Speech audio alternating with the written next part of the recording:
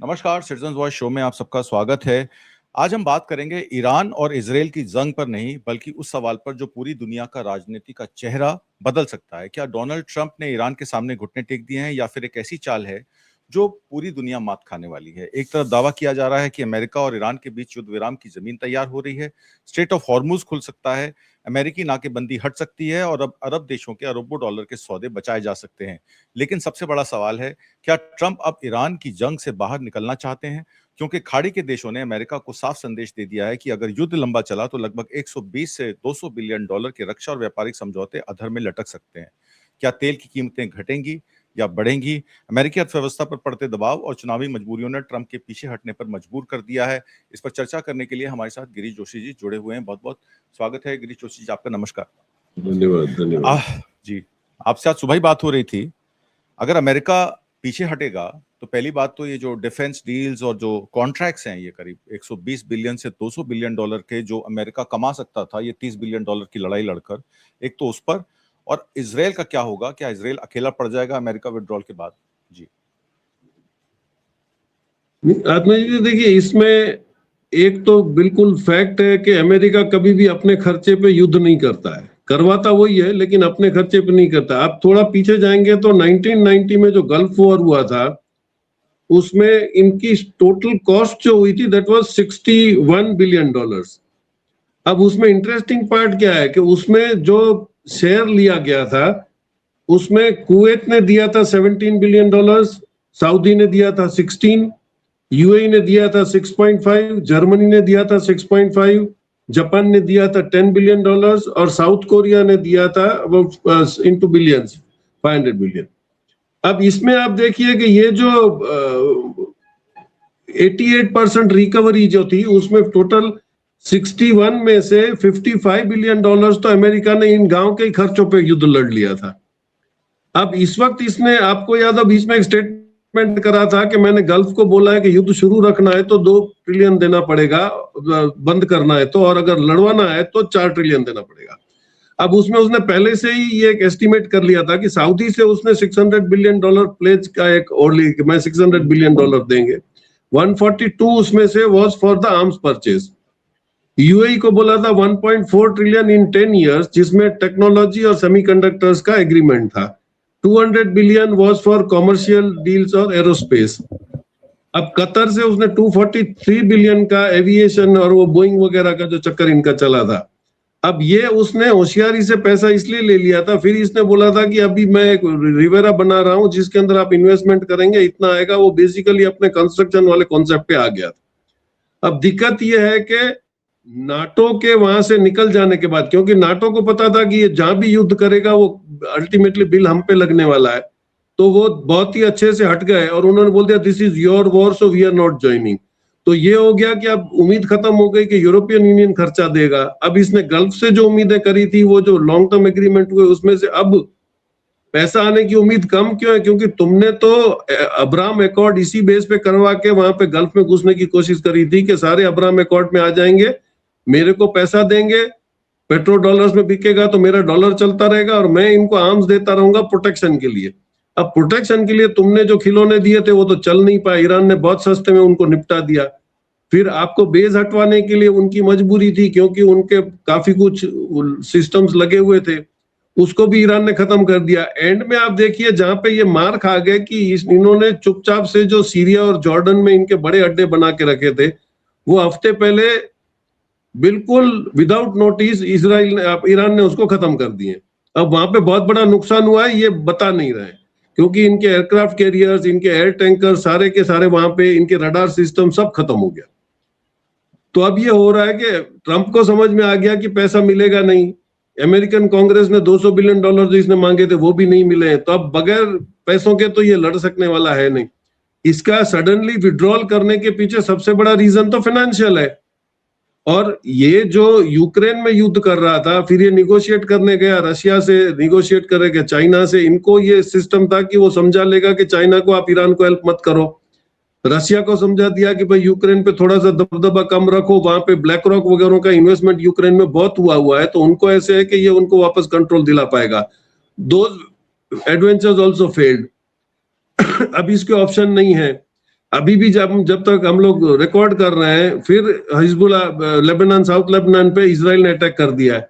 अब ये बोलता है इज स्पॉइल्ड, वो मानेगा नहीं मानेगा तो तुम किस बेस पे एग्रीमेंट कर रहे हो? मतलब पूरा जो एक सिनेरियो दिख रहा है कि अमेरिका अपना कैसे भी करके हाथ छुड़वाना चाहता है। आपने बोल दिया हॉर्मुज का स्ट्रेट जो है वो खोल देगा, ईरान ने कभी बंद किया ही नहीं था। उसने तो अपने रेगुलेशंस लगाए थे कि आप युआन में पेमेंट करो और आपको जो मेरिट से निकलना है, क्योंकि वो टेरिटोरियल वाटर्स तो कतर के और उसमें तो कोई आप इंटरनेशनल डिनाई नहीं कर पाओगे। अब इसके अंदर एक बहुत बड़ी चीज पीछे से आ रही है, जिसको आप देखोगे तो एक बहुत इंटरेस्टिंग डेवलपमेंट है कि ओवरसीज इंटरनेशनल इस्लामिक ऑर्गेनाइजेशन जो है उसका जून 16 से 19 को बाकू अजरबैजान में मीटिंग है, that is for Islamic development bank. 57 countries are joining. आप समझ लो फाइनेंस डाइवर्ट हो रहा है, फाइनेंस अब इस्लामिक डेवलपमेंट बैंक की तरफ जा रहा है। आपकी वो उम्मीद छूट गई कि अभी आपको उसका पैसा मिलेगा। पेट्रो डॉलर सऊदी अरेबिया ने 25 के बाद खत्म कर दिया। अब अभी आप देखिए तो सेंट पीटर्सबर्ग में इकोनॉमिक फोरम में जो एग्रीमेंट हुई रशिया और सऊदी की, it is as good as now new OPEC, जिसमें रशिया और सऊदी अरेबिया डिसाइड करेंगे कि रेट क्या होगा। तो आपका जो दबदबा था क्रूड पे रेट करने का, वो भी आपका खत्म हो गया है। जुलाई 12-13 में बहुत ही होशियारी से इन्होंने इस्लामाबाद पाकिस्तान में एक progress of women empowerment meeting रखी। आप देखिए ये जो इस्लामिक पूरा एक इंप्रेशन था उसको ये बिल्कुल व्हाइट वॉश कर रहे हैं कि अभी वुमेन एम्पावरमेंट भी होगा। और ज्यादातर इस्लामिक कंट्रीज में वुमेन, ये तो एडवर्टाइजमेंट कर रहे थे, जैसे बोलते थे कि वहां बुरखे बगैर ईरान में कोई घूम नहीं सकता है, but that was all misnomers. ही एडवर्टाइज करते रहते थे। पीपल हु वेंट देयर वो दे न्यू। अब उससे भी पूरा ये सिस्टम में जो इनका फाइनल हो गया है जेडा सऊदी अरेबिया में दिसंबर 9 और 10 में जो मीटिंग है, उसमें वो regional integration for sustainable progress. अब ये आप देखिए कि ये जो पूरा एक सिस्टम सेट हो गया, इसमें अमेरिका को बिल्कुल पता है कि एक बार इस्लामिक ऑर्गेनाइजेशन की तरफ चले गए, जीसीसी कंबाइन हो जाता है। रशिया ऑयल बेचने का जो तुम डिसाइड कर रहे थे, अब वो रशिया और सऊदी अरेबिया मिलकर करेंगे। और सबसे बड़ा डर ये है कि इसको ये खोलना ही पड़ेगा। अभी अब देखिए चुपचाप भी तो कतर के थ्रू ईरान को पैसे अमेरिका ने दे दिए हैं। वो खुल के नहीं बोलना चाहता है, जो पहला डिमांड था इजराइल का कि आपने जो इलीगल वॉर करा उसका खर्चा कौन देगा। ये पेड देम $230 बिलियन, और भी ये पैसा देगा। डी फ्रीजिंग के लिए सब स्टेटमेंट्स दे रहे हैं, जर्मनी ने दिया, इटली ने दिया, जापान ने दिया कि भाई हम इसका जो पैसा फ्रीज है वो रिटर्न कर रहे हैं। अब ये हालत हो गई है कि अगर सैंक्शन से ईरान को हटा देते हो तो 4th लार्जेस्ट ऑयल रिजर्व और 2nd लार्जेस्ट गैस रिजर्व उसके पास है। He will rule the world on the crude and gas now. उसकी जीडीपी 4 से 5% पर साल बढ़ने की कैपेसिटी इकोनॉमिक फोरम्स बता रहे हैं। तो वो जो आप 4 और 5 ट्रिलियन की बात कर रहे थे, वो 10 ट्रिलियन की इकोनॉमी तो बिल्कुल 2 साल में हो जाएगी। तो अब ये समझ में आ रहा है गल्फ को भी कि गल्फ कंट्रीज ने मिलके जैसे ईरान के ऊपर थोड़ा सा प्रेशर रखने की कोशिश करी थी थ्रू यूएसए, तो यूएसए का भी पूरा अरेंजमेंट फेल हो गया। Now Gulf countries are ready to cooperate with Iran. और इसके लिए ओआईसी में जो ये मीटिंग होने वाली है उसके अंदर काफी कुछ समीकरण बदलने वाले हैं। ये ट्रंप की समझ में आ गया, this is the reason he is trying to withdraw. अब उसके पास पैसे आए नहीं और उसका सीधा सा सिस्टम है कि वो माल खत्म तो फिर मोहब्बत भी खत्म। इसे किसना, और इसीलिए इजराइल को अभी डर है कि जैसे अगर इजराइल को आइसोलेट करते हैं तो इसने जितनी गंद मचाई है लेबनान में, सीरिया में, जॉर्डन में, ये सारे मिलके जब इस पे टूट पड़ेंगे तो इजराइल का भविष्य क्या होगा, ये अभी ट्रंप, ये नेतन्याहू भी समझ रहा है। उसकी मजबूरी है कि वो जब तक युद्ध करता रहेगा वो जिंदा है।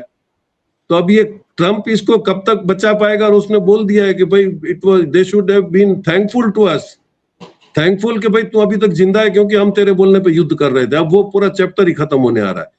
तो पूरा एक सिनेरियो चेंज होता चला जा रहा है और वेरी फास्ट चेंजिंग है। इसमें Islamic states have now realised कि भाई ज्यादातर अमेरिका और इजराइल पे भरोसा करके हम सिर्फ अपनी बर्बादी ही करवाते हैं, कोई इसमें इकोनॉमिकल डेवलपमेंट करने का भविष्य दिख नहीं रहा है। So they have now change their stand. जी, आपने जो बताया Saudi Arabia has aligned with Russia, Saudi Arabia is also aligned with China, क्योंकि ईसीएनवाई डिजिटल युआन के तहत उन्होंने अपने तेल बेचने का कारोबार शुरू कर दिया है चाइनीज करेंसी में भी। इसका मतलब है कि चाइना, रशिया, ईरान एक्सेस जो है वो गल्फ में काम कर रहा है।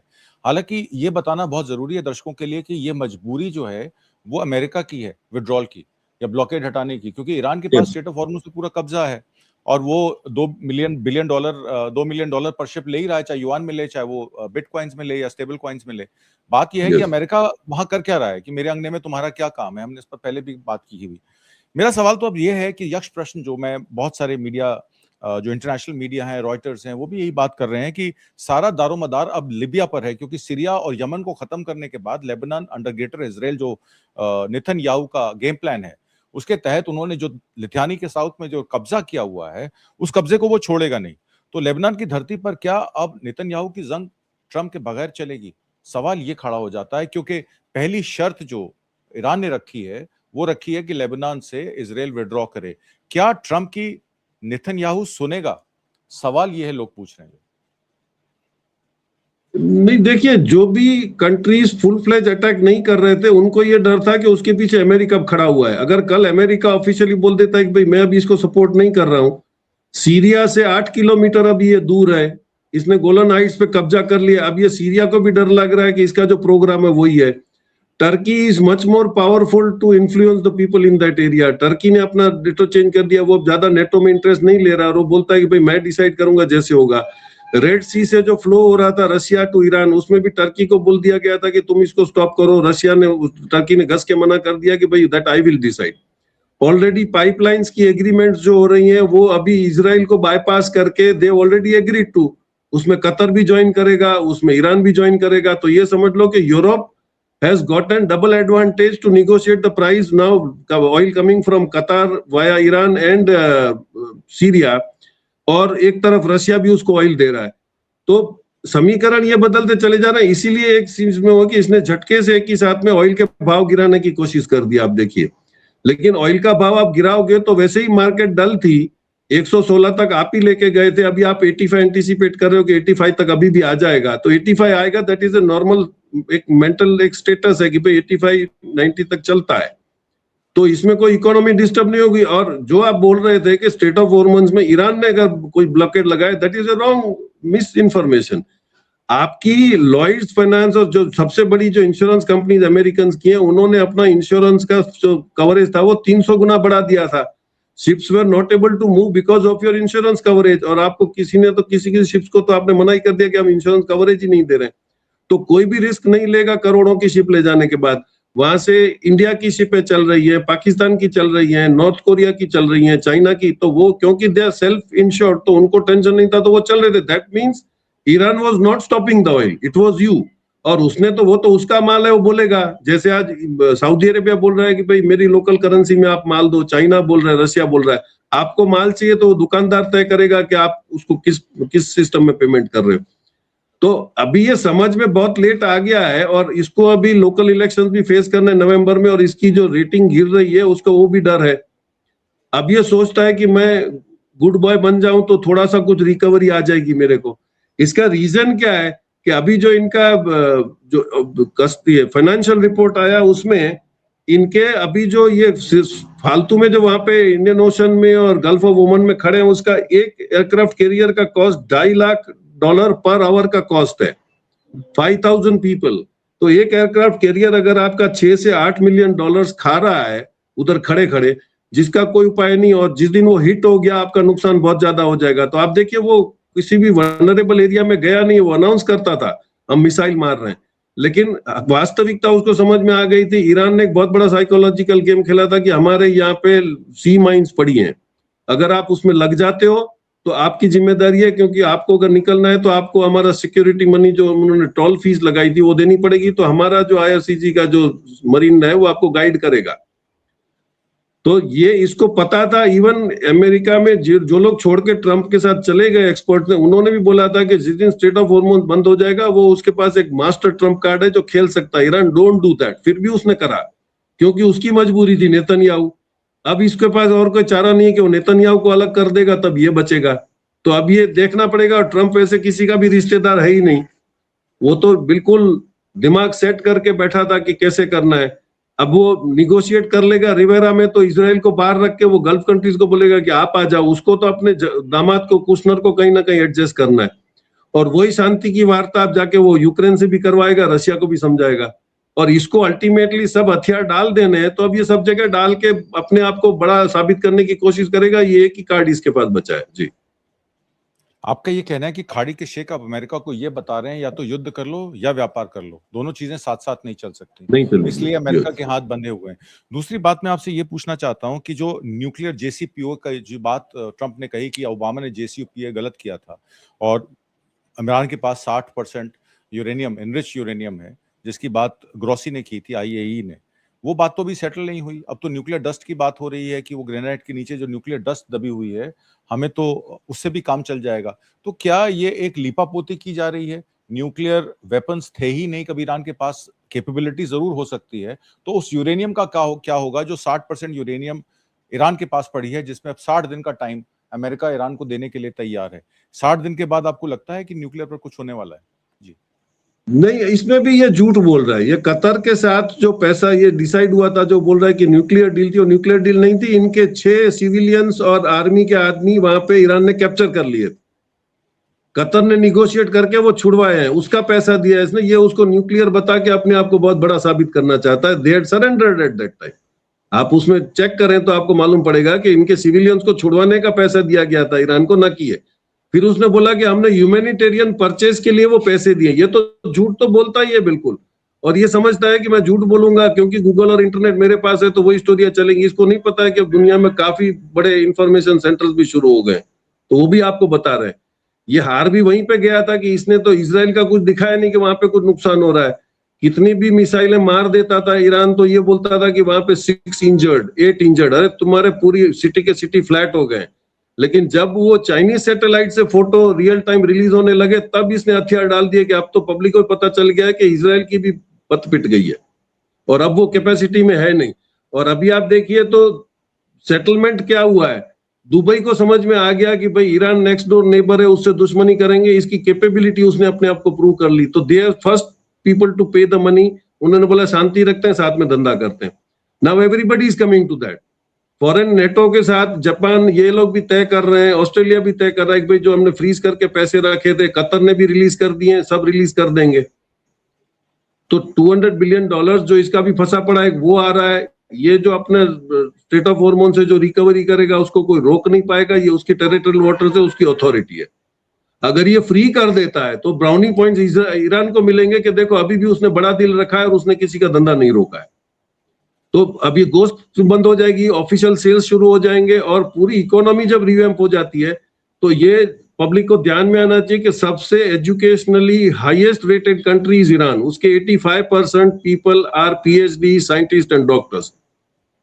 नहीं तो ये जो उसने जनरेट करें, आज भी आप देखिए तो उनकी जो पूरी पोर्टफोलियो में जितने भी आदमी, even the president is one of the best heart surgeon. तो आप किन से भिड़ने जा रहे थे? तो गल्फ कंट्रीज को भी समझ में आ गया है कि इकोनॉमिकली और प्रैक्टिकली ईरान से नहीं लड़ा जाए तो बेहतर ये है। और अब्राहम एकॉर्ड में अमेरिका ने उनको कैसे कैच करा था और कैसे फंसाया था और कैसे अब उसमें वो निकलना चाहते हैं, तो एट ए स्ट्रेच ओपेक में से दुबई निकल जाता है। ये बोलते हैं कि यूएई ने गद्दारी करी है। यूएई ने बहुत स्मार्ट मूव किया ओपेक में से निकलने के बाद, ताकि तुम ओपेक पे जो दादागिरी कर रहे थे वो खत्म हो गई। सऊदी अरेबिया ने रशिया के साथ ओपेक ज्वाइन कर लिया कि भाई अब रशिया और सऊदी अरेबिया तय करेंगे, मतलब आपकी ऑयल की मोनोपोली थी वो भी चली गई। और वो वक्त नहीं था जब ये आपकी 7 ऑयल कंपनी सबको ऑयल निकाल के बेचती थी और रॉयल्टी कमाती थी। अभी तो ये खुद ही अपनी वर्ल्ड की सबसे बड़ी रिफाइनरी तो हमारे इंडिया में बैठी हुई है। तो we don't need any more technology with America. और वो जो समझ रहा था कि हमारे पास इलेक्ट्रॉनिक्स में, सेमीकंडक्टर में जो मोनोपोली, वो तो चाइना ने बहुत पहले तोड़ दी, और ऊपर से आपको वो रिफाइनिंग के लिए उसकी मोनोपोली में आपको गरज करनी पड़ेगी। तो पूरा एक समीकरण आप देखिए बदल गया है। अभी Africa is also getting richer, Africa is getting educated. तो अफ्रीका, एशिया, उसको ये सबसे बड़ा डर है कि जो हम लोगों ने एशिया और सेंट्रल एशिया और साउथ एशिया की हालत करी थी, वो आज हालत यूरोप की और अमेरिका की होने जा रही है। यू कैन टेक के 10-12 साल के बाद they would be either into equal level playing field, या वो बहुत परेशान हो गए होंगे। जी, एक आखिरी सवाल, हमारे जो सी फेयरर्स हैं, करीब 18,000 सी फेयरर्स हैं, 3 लाख के सी फेयरर्स जो हैं मर्चेंट नेवी, नेवल शिप्स पे, कमर्शियल शिप्स पे ऑयल और अपनी जान हथेली पर लेकर घूमते हैं।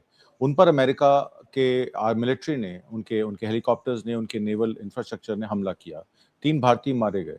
और उन्होंने कल एक अपील जारी की जिसमें उन्होंने भारत की सरकार से मदद मांगी 18,000 सी फेयरर्स के लिए, उनकी एसोसिएशन भी आप बता रहे थे।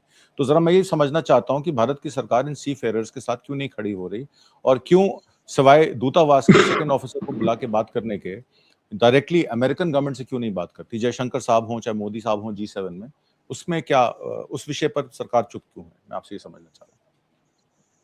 नहीं, इनकी तो वो इंडिया की तो हैसियत ही नहीं रखी कि अमेरिका के खिलाफ वो बोल सके। पूरी दुनिया एक तरफ हो जाती है, पूरा समीकरण बदलते चले जा रहे हैं, लेकिन आपकी क्या मजबूरी है कि अभी भी आप फादरलैंड ने मदरलैंड करते चले जा रहे हो। हालांकि अब तो ऐसा हो गया कि ट्रम्प खुद एग्री कर रहा है कि पूरी दुनिया इजराइल से नफरत कर रही है।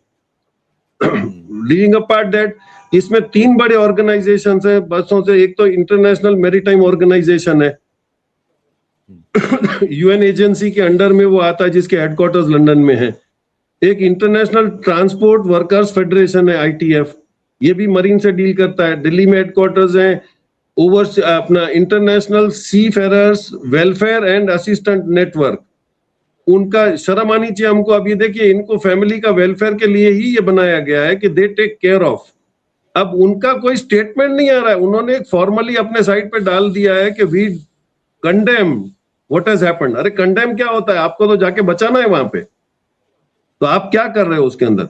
मेरे को बिल्कुल याद है, एक बहुत साल पहले मांडवी के हमारे वहां से डो गया था, उसमें किसी लोगों ने किडनैप कर लिया था अपने डोज के कंट्री क्राफ्ट्स के उसके। तो यमन में उसको सुषमा स्वराज को मैसेज मेल भेजने के बाद वहां पे कुछ एक्टिविटीज होने लगी थी और वो मूवमेंट चला रहा था। तो उसमें ईरान से मेरे को somebody called me after getting, क्योंकि मेरे मेल में नंबर था, तो उसने मेरे को फोन करके बोला कि ऐसा कभी भी हो तो आप मेरे को बताइए। हमारा जो ये ISWAN का जो नेटवर्क है, उसके चैप्टर सब जगह में है, हमारे दिल्ली में भी बंदा होता है, हमारे हर कंट्री में होता है। I am representing Iran.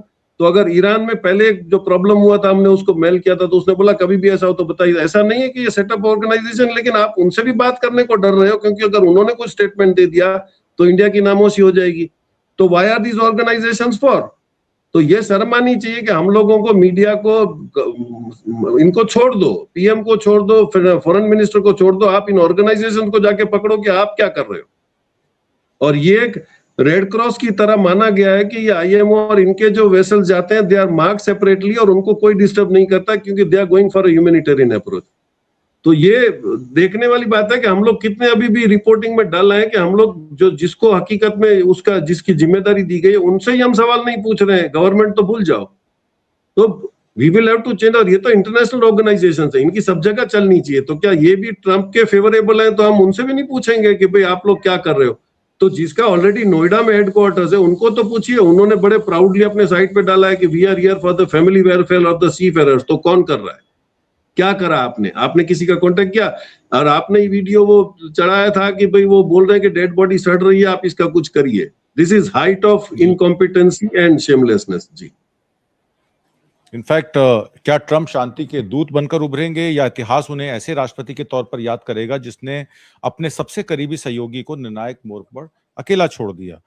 क्या ये ट्रम्प का मास्टर स्ट्रोक है या नेतन्याहू के लिए सबसे बड़ा राजनीतिक झटका? ये तो आने वाले समय बताएगा। दर्शकों पर ये सवाल है।